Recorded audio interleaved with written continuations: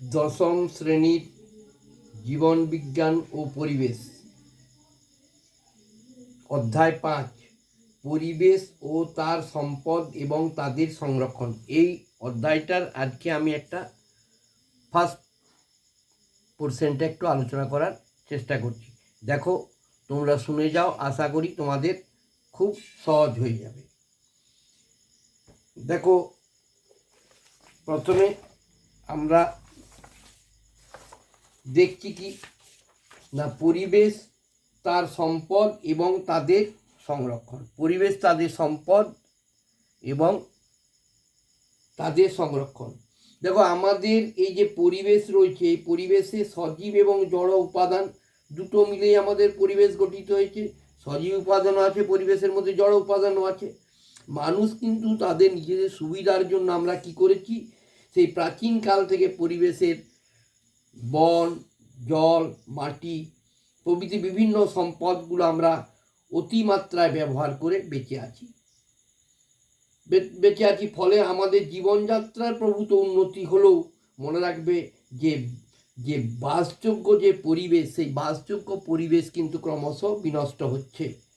তাই বর্তমান মানব সভ্যতাকে এই দূষণের বর্তমান মানব সভ্যতা দূষণের কারণে আজকে একটা ধ্বংসের মুখোমুখি হয়েছে। তাহলে পৃথিবীতে জীবের অস্তিত্ব বজায় রাখতে ও বাস্তুতান্ত্রিক পরিবেশ বা ভারসাম্য রক্ষা করতে প্রাকৃতিক সম্পদের সুস্থায়ী ব্যবহার প্রয়োজনে পুনঃস্থাপন ও সংরক্ষণ একান্তরূপে জরুরি। ঠিক আছে, আজকে দেখো আমরা পড়ছি কিটা, এই পরিবেশ ও তার সম্পদ এবং তাদের সংরক্ষণের নাইট্রোজেন চক্র। দেখো, নাইট্রোজেন চক্র আমরা কি জানি, এই পরিবেশে যত জীব আছে তারা কি করে, পরিবেশ থেকে কতগুলো মৌলকে কি করে, পুষ্টি উপাদান রূপে গ্রহণ করে। তাহলে এই পরিবেশে যত জীব আছে তারা পরিবেশ থেকে পুষ্টি উপাদান রূপে কতগুলো মৌলকে গ্রহণ করার পর কি হচ্ছে, সেই জীবটার দেহে রেচন হচ্ছে, বর্জ্য পদার্থ বেরোচ্ছে, আবার জীবটার মারাও যাচ্ছে। তখন কি হচ্ছে, যে মৌলগুলোকে নিয়েছিল সেই মৌলগুলো আবার পরিবেশে কি হলো, ফিরে চলে এলো।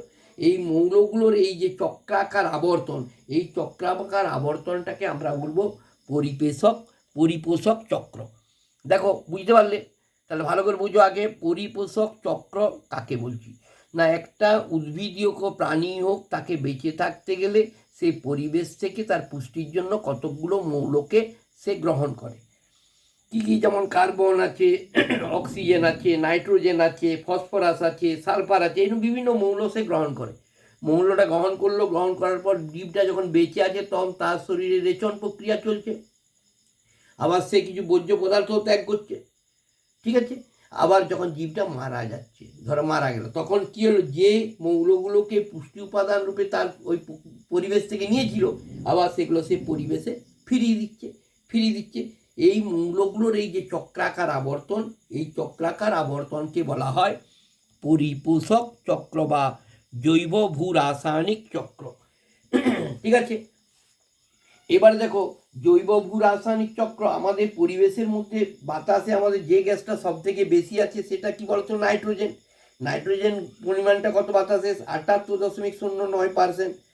ঠিক আছে, এইবার দেখো, এই যে নাইট্রোজেনটা বাতাসে আছে, এই বাতাসে কি হচ্ছে, বাতাস থেকে নাইট্রোজেন চক্র কাকে বলবো, তাহলে বাতাসে এই যে নাইট্রোজেনটা আছে বিপুল পরিমাণে, এই নাইট্রোজেনটা বাতাস থেকে আসছে কোথায়, বাতাস থেকে আসছে যে চক্রাকার পদ্ধতির মাধ্যমে বাতাস থেকে নাইট্রোজেনটা জীবদেহে প্রবেশ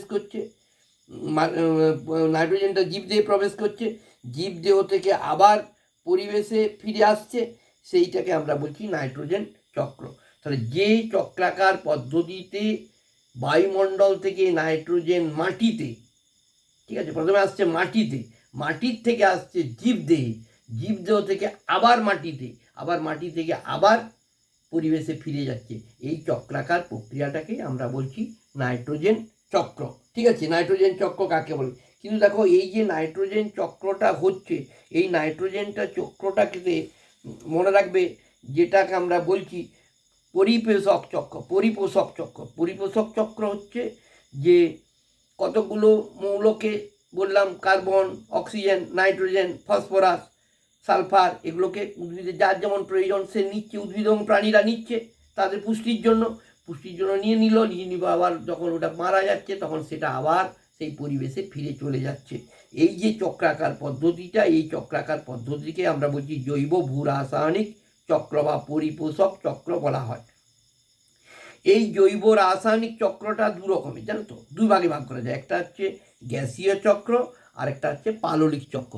গ্যাসীয় চক্রের মধ্যে আছে কি, দেখো, কার্বন চক্র আছে, অক্সিজেন চক্র আছে আর নাইট্রোজেন চক্র আছে। আর পাললিক চক্রের মধ্যে সালফার চক্র আছে আর ফসফরাস চক্র আছে। তাহলে আমরা কিন্তু আজকে পড়ব এই নাইট্রোজেন চক্রটা নিয়ে একটু আলোচনা করব। তাহলে নাইট্রোজেন চক্র কাকে বলে? না, নাইট্রোজেন চক্র কাকে বলবে যে জৈব ভূ রাসায়নিক চক্রের মাধ্যমে পরিবেশ থেকে নাইট্রোজেন মাটিতে আসছে, মাটি থেকে আবার উদ্ভিদ এবং প্রাণীর দেহে আসছে, আবার উদ্ভিদ এবং প্রাণীর দেহ থেকে পুনরায় মাটিতে যাচ্ছে, আবার মাটি থেকে পুনরায় আবার পরিবেশে ফিরে যাচ্ছে। এই চক্রাকার পদ্ধতিটাকে আমরা বলছি নাইট্রোজেন চক্র। ঠিক আছে, এবার দেখো এই নাইট্রোজেন চক্রটা যে সম্পন্ন হচ্ছে এর কয়েকটা পর্যায় আছে। কটি পর্যায় আছে এই নাইট্রোজেন চক্রটা? পুরো দেখ, একটা হচ্ছে যে পর্যায়ে সম্পন্ন হয়, একটা হচ্ছে নাইট্রোজেন স্থিতিকরণ বা আবদ্ধকরণ, মাটির নাইট্রোজেন জীবদেহে প্রবেশ, আর জীবদেহ থেকে নাইট্রোজেনের মাটিতে পুনঃপ্রবেশ, তারপর হচ্ছে নাইট্রোজেনের মুক্তি। এগুলো এই পরপর পর্যায়গুলোর মাধ্যমে নাইট্রোজেন চক্রটা সম্পন্ন হচ্ছে। দেখো, প্রথমে নাইট্রোজেন স্থিতিকরণ বা আবদ্ধকরণ। নাইট্রোজেন স্থিতিকরণ বা আবদ্ধকরণ বলছি কি? এই নাইট্রোজেন স্থিতিকরণ বা আবদ্ধকরণ কাকে বলছি না, বায়ুমণ্ডলে নাইট্রোজেনটা কয়েকটা পদ্ধতিতে মাটিতে নাইট্রোজেন গঠিত যৌগরূপে, বায়ুমণ্ডলে নাইট্রোজেনটা মাটিতে কতগুলো যৌগরূপে আবদ্ধ হচ্ছে, এই পদ্ধতিগুলিকে একত্রে নাইট্রোজেন আবদ্ধকরণ বা স্থিতিকরণ বলা হয়। এই নাইট্রোজেন আবদ্ধকরণ মোটামুটি তিনটা পদ্ধতিতে হয়। একটা হচ্ছে প্রাকৃতিক আবদ্ধকরণ, প্রাকৃতিকভাবে আবদ্ধকরণ হচ্ছে মাটিতে আসছে। আর একটা হচ্ছে জীবজ আবদ্ধকরণ, আর একটা হচ্ছে শিল্পজাত আবদ্ধকরণ। অর্থাৎ নাইট্রোজেন চক্রের যে পর্যায়গুলো রইল, সেই চক্রের পর্যায়ের প্রথম পর্যায়টা হচ্ছে নাইট্রোজেন স্থিতিকরণ বা আবদ্ধকরণ। এই নাইট্রোজেন স্থিতিকরণ বা আবদ্ধকরণ পর্যায়টা পদ্ধতিটা তিনটা পদ্ধতিতে ঘটছে। এই আবদ্ধকরণটা তিনটা পদ্ধতিতে হচ্ছে। একটা হচ্ছে প্রাকৃতিক আবদ্ধকরণ, আরেকটা হচ্ছে তোমার জীবজ আবদ্ধকরণ, আরেকটা হচ্ছে শিল্পজাত আবদ্ধকরণ। প্রথমে দেখো প্রাকৃতিক আবদ্ধকরণটা কিভাবে হচ্ছে। দেখো, এমনি নাইট্রোজেন গ্যাসটা যখন বায়ুমণ্ডলে আছে, এতটা পরিমাণ আছে, কিন্তু নাইট্রোজেন গ্যাসটা সহজে কারোর সঙ্গে বিক্রিয়া করে না। কিন্তু যখন বিদ্যুৎ চমকায়, আকাশে যখন বিদ্যুৎ চমকায়, তখন কি হয়? তাপ উৎপন্ন হয়, আলো উৎপন্ন হয়। সেই নাইট্রোজেনটা বায়ুর অক্সিজেনের সঙ্গে বিক্রিয়া করে নাইট্রিক অক্সাইড তৈরি করে, NO তৈরি করে। বোঝা গেছে? তাহলে বিদ্যুৎ, এটা হচ্ছে প্রাকৃতিক উপায়। নাইট্রোজেনটা বাতাসের অক্সিজেনের সঙ্গে বিক্রিয়া করে যখন বিদ্যুৎ চমকায় তখন নাইট্রিক অক্সাইড তৈরি হয়। এই নাইট্রিক অক্সাইডটা আবার বায়ুর যে আরও অক্সিজেন রয়েছে সেখানের সঙ্গে নাইট্রিক অক্সাইডটা বিক্রিয়া করে নাইট্রোজেন ডাইঅক্সাইড 2NO2 তৈরি করে, নাইট্রোজেন ডাইঅক্সাইড তৈরি করে। এই নাইট্রোজেন ডাইঅক্সাইডটা আবার যখন বৃষ্টি হয়, বৃষ্টির জলের সঙ্গে মিশে গিয়ে দুটো অ্যাসিড তৈরি করে, সেই অ্যাসিড রূপে মাটিতে নেমে আসে। একটা হচ্ছে নাইট্রাস অ্যাসিড HNO2, আর একটা হচ্ছে নাইট্রিক অ্যাসিড HNO3। এই দুটো অ্যাসিড রূপে মাটিতে ঝরে পড়ে। বোঝা গেছে? এইবারে দেখো, মাটিতে বিভিন্ন রকম লবণ আছে, ক্যালসিয়াম, সোডিয়াম, পটাশিয়াম। এই যে লবণগুলো আছে, এই লবণগুলোর সঙ্গে এই অ্যাসিডগুলো বিক্রিয়া করে কি তৈরি করছে না, তো মাটিতে নাইট্রেট লবণ উৎপন্ন করছে, দিয়ে মাটিতে নাইট্রোজেনের পরিমাণটাকে বৃদ্ধি করছে। মাটিতে নাইট্রোজেনের পরিমাণ বৃদ্ধি করলো, বাবা নাইট্রোজেন আবদ্ধকরণ হয়ে গেল। এটা হচ্ছে একটা নাইট্রোজেন আবদ্ধকরণ, মাটিতে নাইট্রোজেন আবদ্ধকরণের একটা প্রাকৃতিক উপায় হয়ে গেল। তাহলে যদি তোমাকে কেউ প্রশ্ন করে যে মাটিতে নাইট্রোজেন আবদ্ধকরণ কিভাবে ঘটে, প্রাকৃতিকভাবে কিভাবে ঘটে, না তখন তোমাকে বলতে হবে যখন বিদ্যুৎ চমকায় তখন বাতাসে নাইট্রোজেনের সঙ্গে অক্সিজেনের বিক্রিয়ায় নাইট্রিক অক্সাইড তৈরি হয়, 2NO। এই নাইট্রিক অক্সাইড আবার বাতাসের অক্সিজেনের সঙ্গে, অতিরিক্ত অক্সিজেনের সঙ্গে বিক্রিয়া করে নাইট্রোজেন ডাইঅক্সাইড 2NO2 তৈরি করে। ঠিক আছে, NO2 তৈরি করে, নাইট্রোজেন ডাইঅক্সাইড। এই নাইট্রোজেন ডাইঅক্সাইডটা যখন বৃষ্টি হয়, বৃষ্টির সঙ্গে মিশে গিয়ে বৃষ্টি আকারে, তাহলে বৃষ্টির সঙ্গে মানে নাইট্রিক অক্সাইডটার সঙ্গে জলের বিক্রিয়ায় তৈরি হয় নাইট্রাস অ্যাসিড, আর নাইট্রিক অ্যাসিড, এই নাইট্রাস অ্যাসিড নাইট্রিক অ্যাসিড জলের সঙ্গে ঝরে পড়ে মাটিতে। আর মাটিতে ক্যালসিয়াম, সোডিয়াম, পটাশিয়াম এই যে লবণগুলো রয়েছে, এই লবণগুলোর সঙ্গে এই দুটো অ্যাসিড নাইট্রাস অ্যাসিড এবং নাইট্রিক অ্যাসিড বিক্রিয়া করে নাইট্রেট লবণ উৎপন্ন করে, যা নাইট্রেট লবণ উৎপন্ন করে মাটিতে নাইট্রোজেনের পরিমাণটা বৃদ্ধি করে। এইভাবে মাটিতে নাইট্রোজেনের আবদ্ধকরণটা প্রাকৃতিক উপায়ে সম্পন্ন হয়। হয়েছে, প্রাকৃতিক উপায় একটা হলো। আরেকটা উপায় কি, তিনটা পদ্ধতিতে বলেছি নাইট্রোজেন আবদ্ধকরণ হয়। আরেকটা বলছে দেখো জীবজ আবদ্ধকরণ। দেখো কিছু স্বাধীনজীবী অণুজীবী আছে, আবার কিছু মিথজীবী ব্যাকটেরিয়া আছে। এই স্বাধীনজীবী অণুজীবী এবং যেগুলো স্বাধীনজীবী অণুজীবী আছে তারা কি আছে, তারা বাতাসের নাইট্রোজেনটা তারা টেনে নেয়, বাতাসের নাইট্রোজেনটা সরাসরি টেনে নিয়ে তারা কি করছে, মাটিতে নাইট্রোজেনের পরিমাণটাকে বাড়াচ্ছে। হয়েছে, সে তারা স্বাধীনজীবী ব্যাকটেরিয়ারা মাটিতে নাইট্রোজেনের পরিমাণটা বাড়িয়ে গেল। এইভাবে তারা বলছে বায়ুর নাইট্রোজেনটা প্রথমে কি করছে, ওই নাইট্রোজেন স্থিতিকরণ যেটা বলছি আমি, বায়ুর গ্যাসীয় নাইট্রোজেনটা মাটিতে টেনে নিয়ে সেটা নাইট্রেট লবণ তৈরি করছে, নাইট্রেট লবণ করে নাইট্রেট যৌগটার পরিমাণটা মাটিকে বাড়িয়ে দিচ্ছে। এইটাকে আমরা বলছি নাইট্রোজেন স্থিতিকরণ। ঠিক আছে, এইবারে দেখো আরেকটা আমাকে বলেছে কি বলতো, একটা বলেছে দেখো একটা বলেছি আমি স্বাধীনজীবী ব্যাকটেরিয়া দ্বারা, আর একটা হচ্ছে মিথজীবী।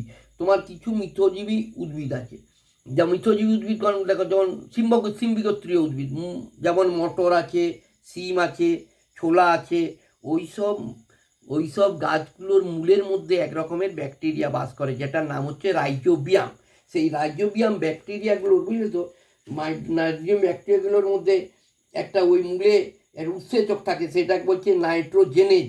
আর একটা রঞ্জক পদার্থ থাকে, সেটাকে বলছে লেগ হিমোগ্লোবিন। ওই মিথজীবী ব্যাকটেরিয়াগুলো ওইগুলো নাইট্রোজেন সংবন্ধনে সরাসরি সাহায্য করে। তারা বাতাস থেকে নাইট্রোজেনটা টেনে নিয়ে তাদের মধ্যে নাইট্রোজেনটাকে রাখে, দিয়ে নাইট্রোজেনটা কী করছে, কিছুটা উদ্ভিদটাকে দিয়ে দিল, বাকিটা তার নিজের দেহে রেখে দিল, দিয়ে কিছুটা উদ্ভিদকে দিয়ে দিল, উদ্ভিদ কী করলো, তাকে কিছুটা খাবার দিল।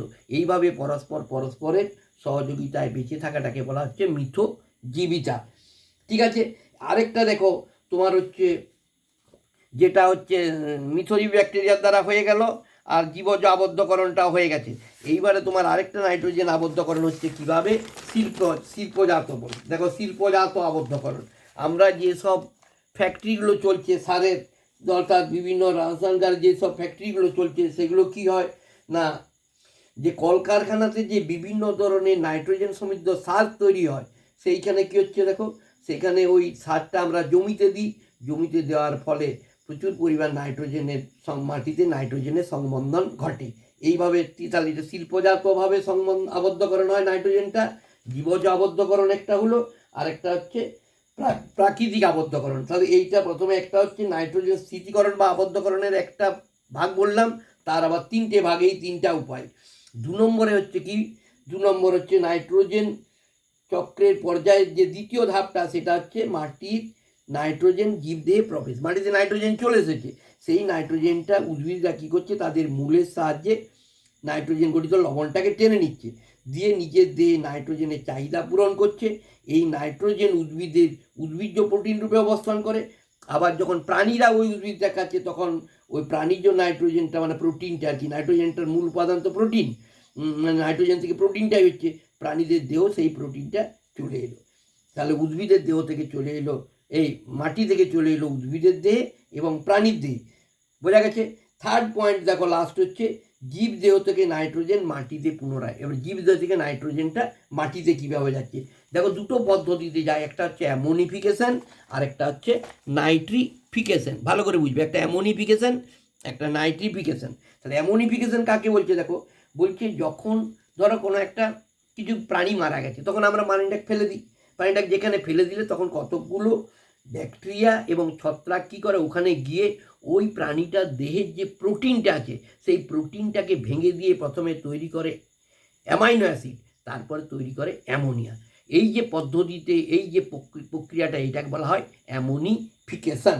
তাহলে অ্যামোনিফিকেশান কাকে বলে, উদ্ভিদ এবং প্রাণীর মৃতদেহ মাটিতে পড়লে কতকগুলো জীবাণু এবং ব্যাকটেরিয়া উদ্ভিদ এবং প্রাণীর দেহের যে প্রোটিন অংশটা আছে সেই প্রোটিন অংশটা প্রথমে ভেঙে দিয়ে অ্যামাইনো অ্যাসিড তৈরি করে, অ্যামাইনো অ্যাসিড তৈরি করে অ্যামোনিয়া।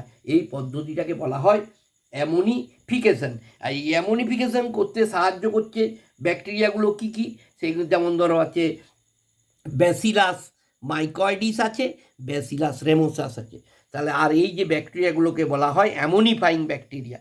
তাহলে তোমাকে যদি বলে অ্যামোনিফিকেশন কাকে বলে, তাহলে আমি কী লিখবো, যে প্রক্রিয়াতে কতকগুলো ব্যাকটেরিয়া উদ্ভিদ এবং প্রাণীর মৃতদেহের প্রোটিন অংশটাকে ভেঙে দিয়ে প্রথমে অ্যামাইনো অ্যাসিড এবং অ্যামাইনো অ্যাসিড থেকে অ্যামোনিয়া মুক্ত করে বা অ্যামোনিয়ায় পরিণত করে, তখন তাকে সেই প্রক্রিয়াটাকে আমরা বলছি অ্যামোনিফিকেশান।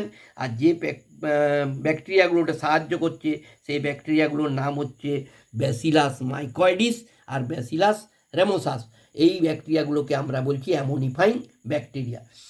দেখো তাহলে কী হয়ে গেল, অ্যামোনিয়া হয়ে গেল। এবার অ্যামোনিয়াটা মাটিতে রয়েছে, এবার অ্যামোনিয়াটা যখনই মাটিতে রয়েছে তখন আবার কতকগুলো ব্যাকটেরিয়া কী করছে, ওই যে অ্যামোনিয়াটাকে ভেঙে দিয়ে নাইট্রাইট এবং নাইট্রেটে পরিণত করছে। এই ব্যাকটেরিয়াগুলো যেমন হচ্ছে নাইট্রোব্যাক্টর আছে, নাইট্রোসোমোনাস আছে, এরা কী করছে, ওই অ্যামোনিয়াটাকে আবার ভেঙে দিয়ে, মাটিতে যে অ্যামোনিয়াটা হয়ে গেল ওই অ্যামোনিয়াটাকে ভেঙে দিয়ে নাইট্রোব্যাক্টর এবং নাইট্রোসোমোনাস দুটো ব্যাকটেরিয়া ভেঙে দিয়ে কী করছে, এদেরকে নাইট্রাইট এবং নাইট্রেটে পরিণত করছে। ঠিক আছে, এইটাকে আমরা এই প্রক্রিয়াটাকে বলছি নাইট্রিফিকেশন। তাহলে যে প্রক্রিয়ায় অ্যামোনিয়া নাইট্রাইট এবং নাইট্রেটে পরিণত হয় কতগুলো ব্যাকটেরিয়ার ক্রিয়ার ফলে, তখন সেই প্রক্রিয়াটাকে আমরা বলি নাইট্রিফিকেশন।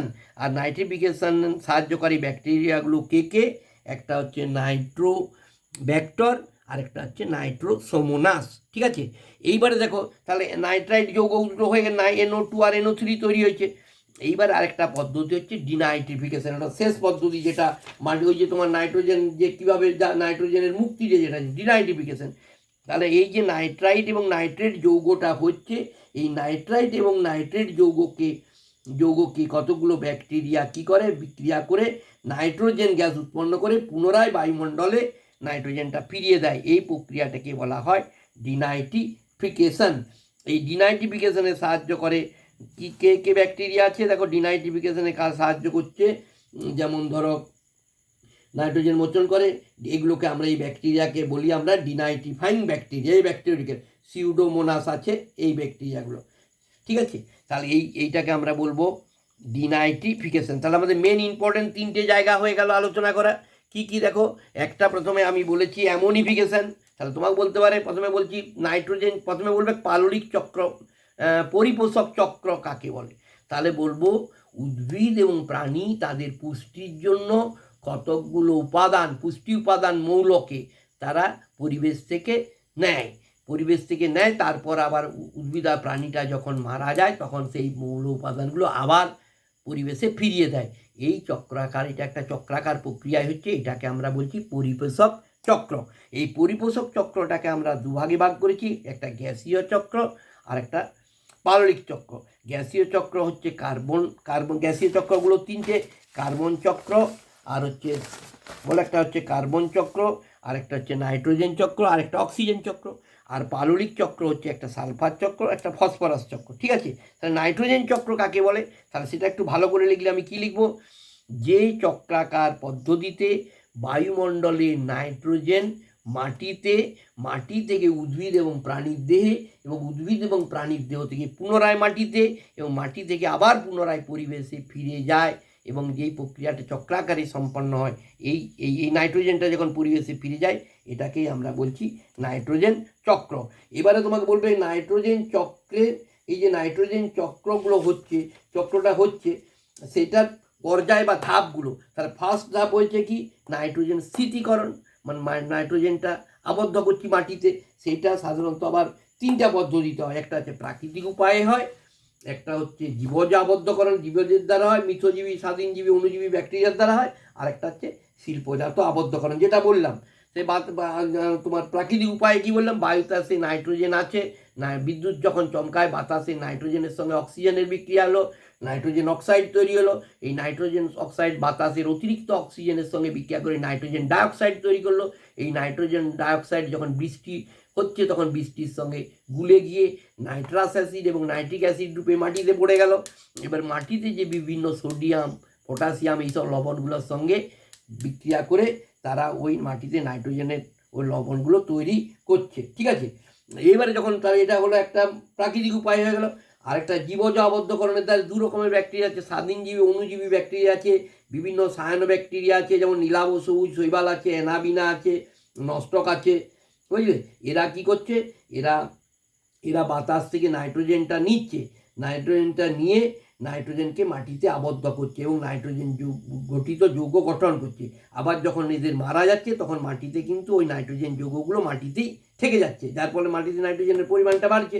আর মিথজীবী অনুজীবী দ্বারা কীভাবে হচ্ছে না, তোমার কিছু মিথজীবী অনুজীবী আছে, যেমন রাইজোবিয়াম, যেমন মসুর আছে, ছোলা আছে, মটর আছে, সিম আছে, অর্থাৎ যেগুলি সিম্বিগোত্রীয় উদ্ভিদ, তাদের মূলে এক ধরনের ব্যাকটেরিয়া বাস করে। সেই ব্যাকটেরিয়ার দেহে একটা উৎসেচক হয়, জানো তো, নাইট্রোজিনেজ বলে একটা উৎসেচক।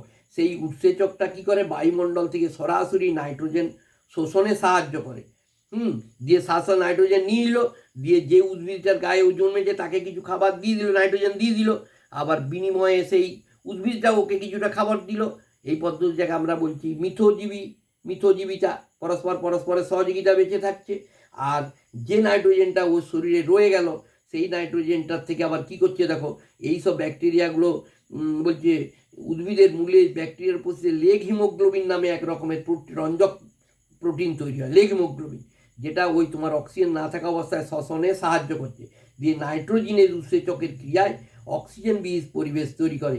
আবার ওই ব্যাকটেরিয়াগুলো যখন মারা যায় তখন ব্যাকটেরিয়াগুলো মারা গেলে বা উদ্ভিদটা মারা গেলে নাইট্রোজেন গঠিত যৌগটা মাটিতেই থেকে গেল।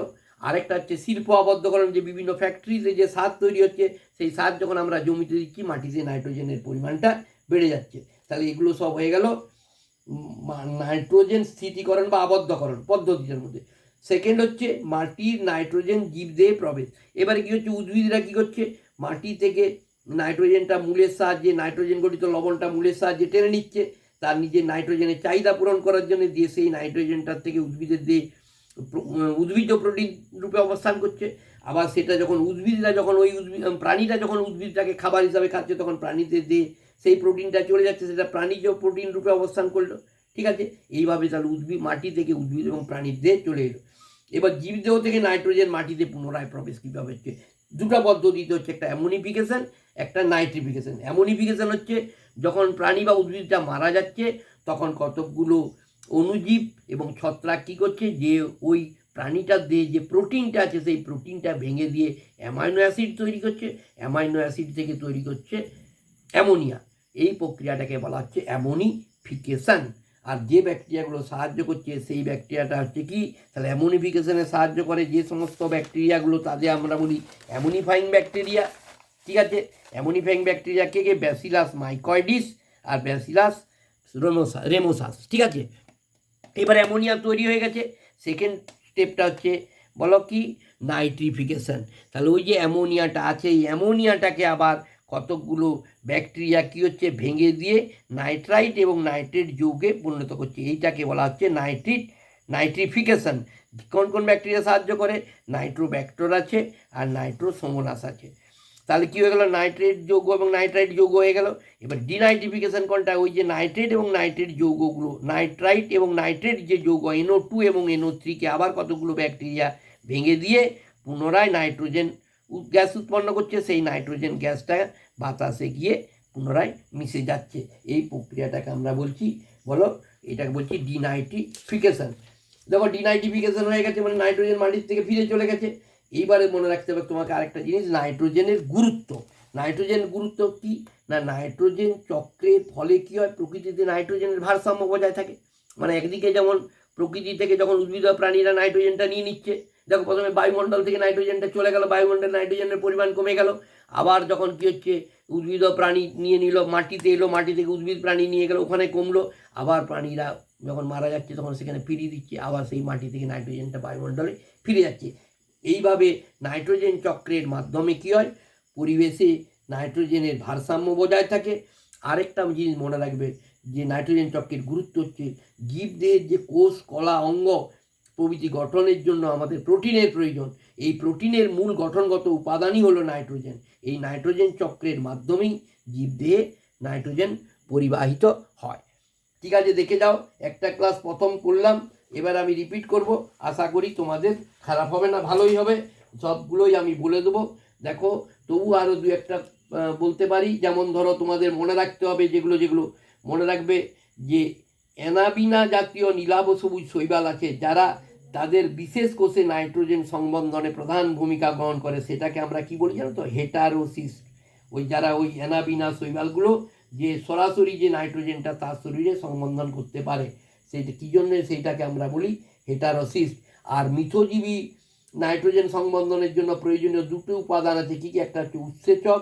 তাহলে মিথজীবী উদ্ভিদের মূলে, এই যেসব মিথজীবী ওই যে সিম্বগোত্রীয় উদ্ভিদের মূলে বাসে, তার উৎসেচকটা হচ্ছে নাইট্রোজেনেজ, আর রঞ্জক পদার্থ হচ্ছে লেগ হিমোগ্লোবিন।